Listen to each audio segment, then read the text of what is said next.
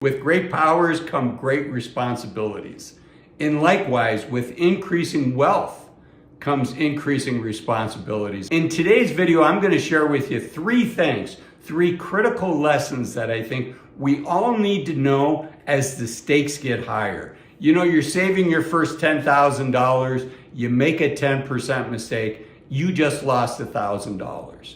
You've got $100,000, you make a 10% mistake, you've just lost $10,000. And as you approach $1 million, the cost of a 10% mistake gets higher and higher. And I don't want to see that happen to you. So I'm going to go through three critical lessons all of us need to know, whether we're managing our own money or we're working with somebody that's doing it for us. And the first one is we have to be careful. Most investors are their worst enemy. You can see in this chart that's called behavioral gap, all the different investments that somebody could make, right? REITs, gold, the S&P 500, small cap investments, and almost all of those do better than what that yellow bar is. And do you know what the yellow bar is? The yellow bar is us.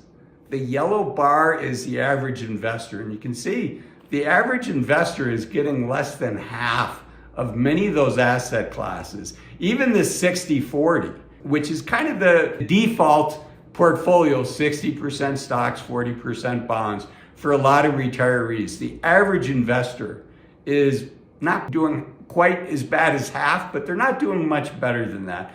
And that has a huge, huge impact on what type of retirement that you're going to have. So be careful, because we can and often are our worst enemy. Now, this is a study. First off, all of these charts today comes from a firm called Envestnet.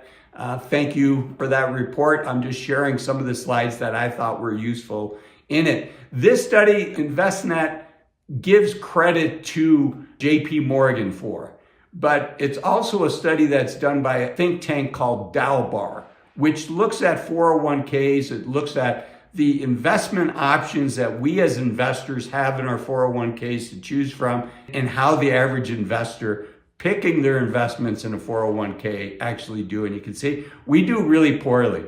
And the primary reason for that is we tend to chase last year's winners. We tend to stay away from last year's losers, right? I mean, that just makes common sense. Although common sense doesn't always make you real sense in the stock market. So it's that moving away from fear, and it's moving towards greed, right? Buying high and selling low is another adage that people use. So be careful. The next slide shows you just how important that can be. So we're going to switch gears and talk about not timing the market, but timing the market is one of the things that led to that behavior gap. So this chart shows you what is the impact of just missing the 5 best days in a calendar year for the stock market, the best 10 days, the best 15 days. And as you look at that chart, you might say, hey, Azul, it's not that big of a deal, right? I mean, so what? I give up a couple percentage points. What does that matter? Well, it matters, and it matters a lot. Let's look at the next chart. And this is for the growth of $1,000. What do we have over, I believe it's 20 years. And you can see just the impact of that. If you kept your money in the market, yeah, this is 1997 to 2021, so this is 30 plus years. And if you kept your money in the market, you would have received a little over $10,000. Now let's put at least a zero on that, and I would argue 2 zeros. Let's say you have $100,000 now. What's the impact of that, right? So basically you see it 10x'd over that 30-year period. Somebody put in $1,000, now they've got a little over $10,000 during that 25-year period, 1997 to 2021.